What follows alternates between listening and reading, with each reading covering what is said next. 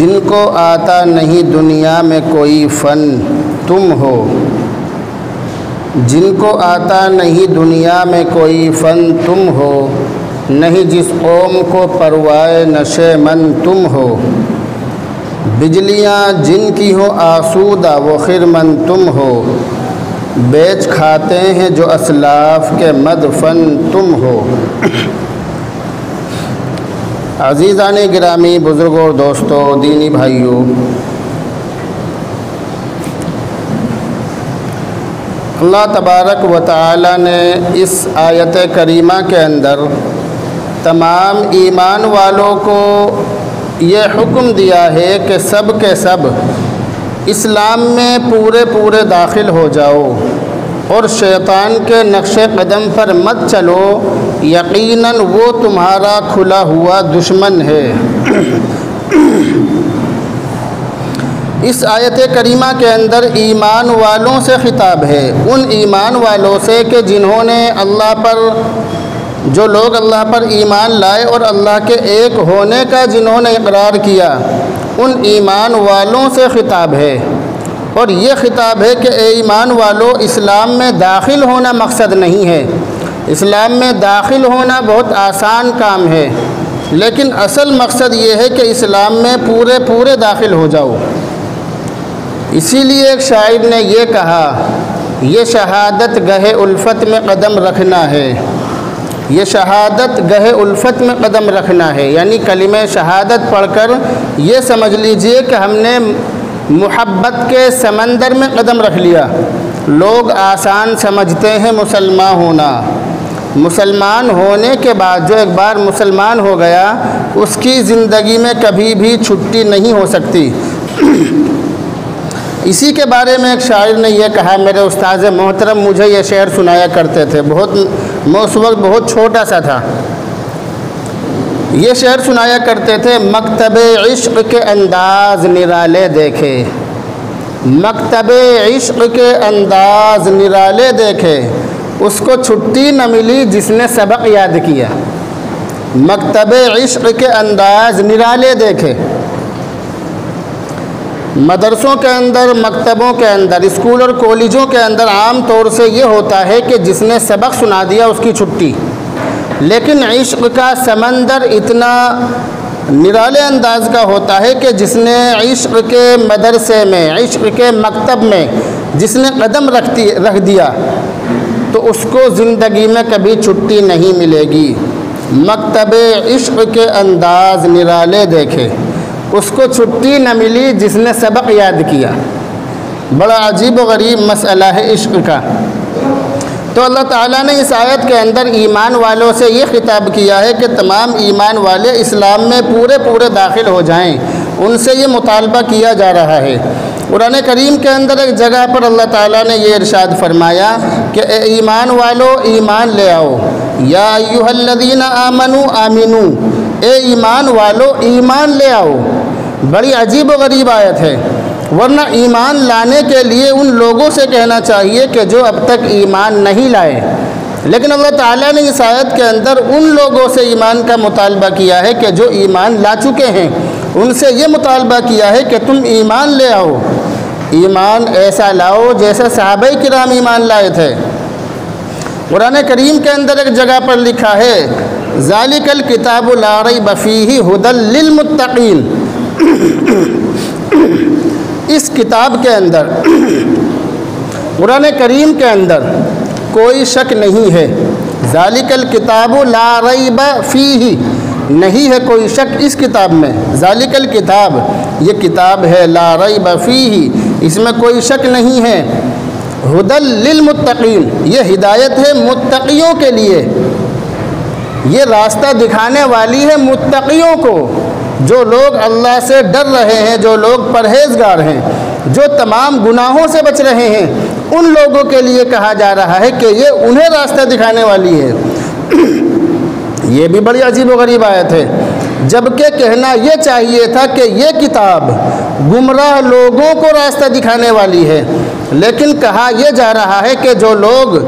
سیدھے راستے پر پہلے سے چل رہے ہیں، جو لوگ اللہ اور اس کے رسول کے بتلائے ہوئے راستے پر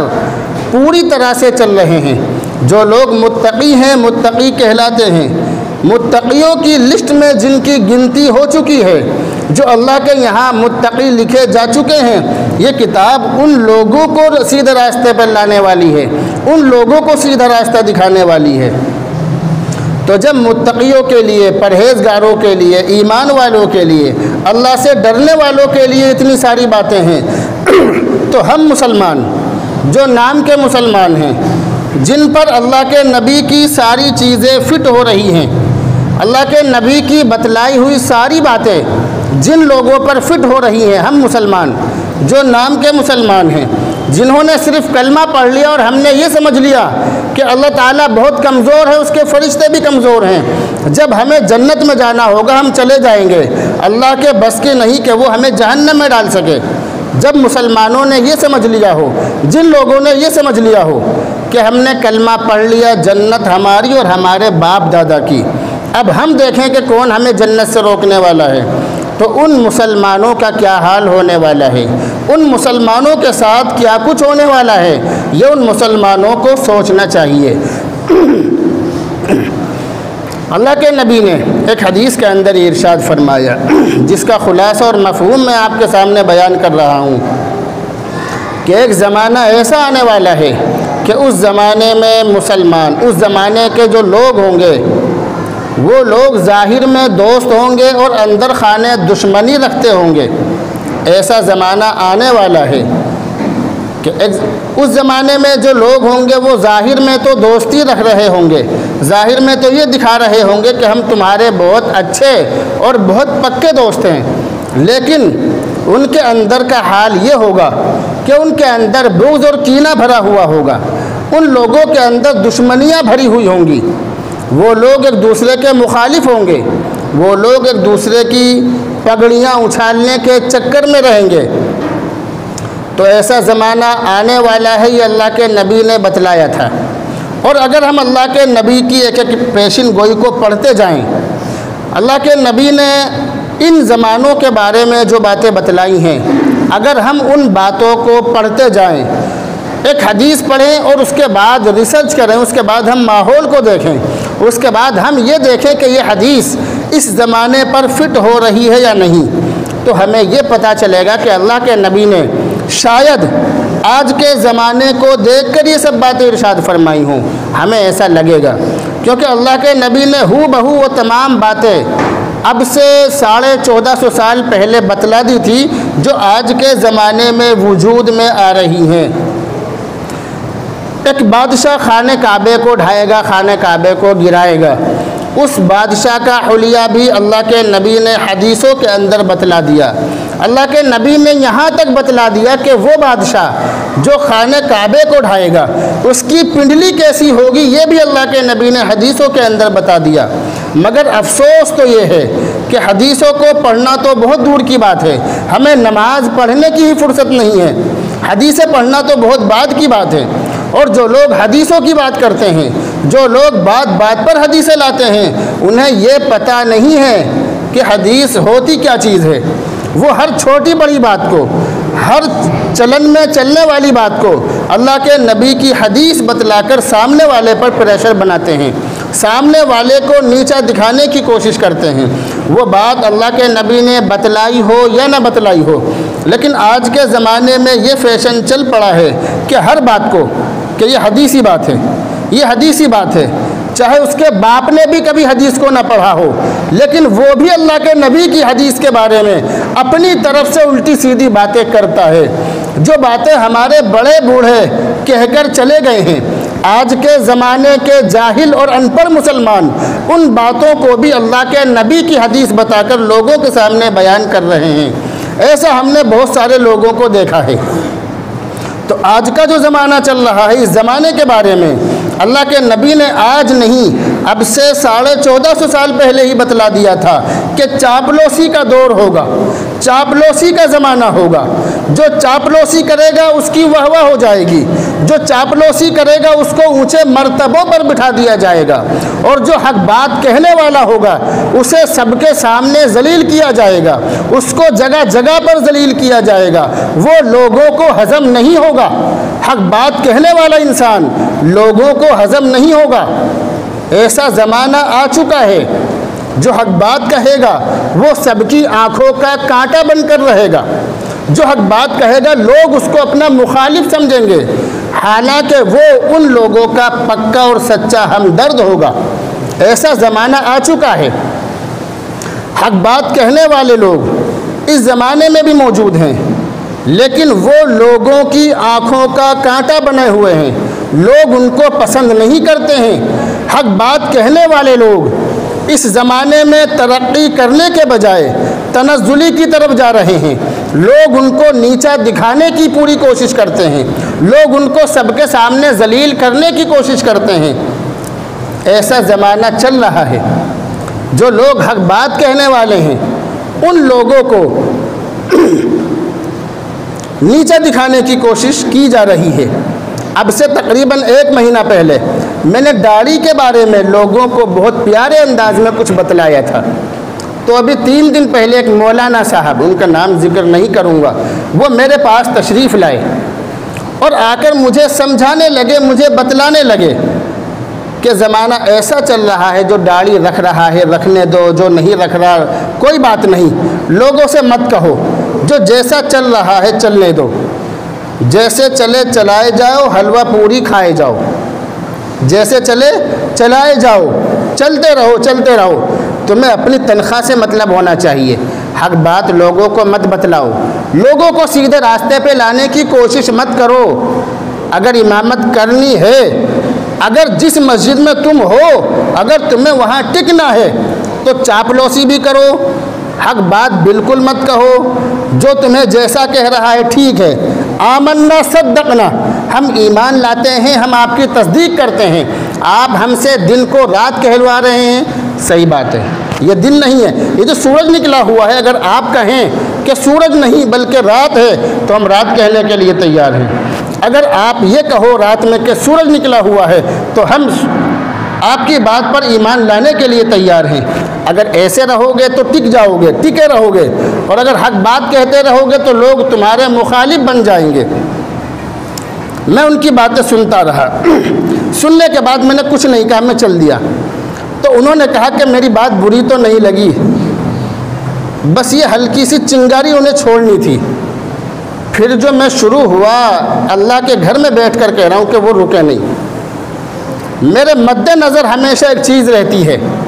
کیا ڈر ہو جو ہو ساری خدائی بھی مخالف، کیا ڈر ہو جو ہو ساری خدائی بھی مخالف، کافی ہے اگر ایک خدا میرے لیے ہے۔ توحید تو یہ ہے کہ خدا حشر میں کہہ دے،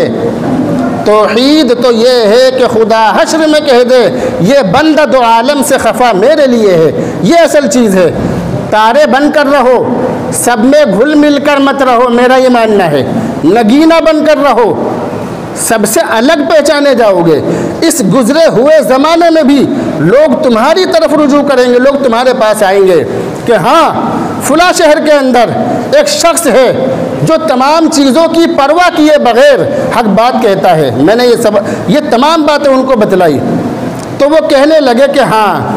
مولوی کے بیٹے مولوی ہو اس لیے ایسی باتیں کر رہے ہو، کیونکہ وہ میرے والد محترم کو بھی جانتے ہیں۔ انہوں نے کہا کہ مولوی کے بیٹے مولوی ہو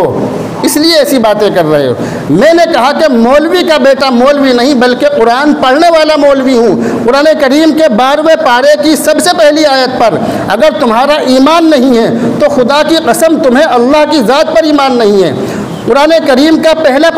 12واں پارہ پڑھی، اس کی سب سے پہلی آیت وَمَا مِن دَابَّةٍ فِي الْأَرْضِ إِلَّا عَلَى اللَّهِ رِزْقُهَا،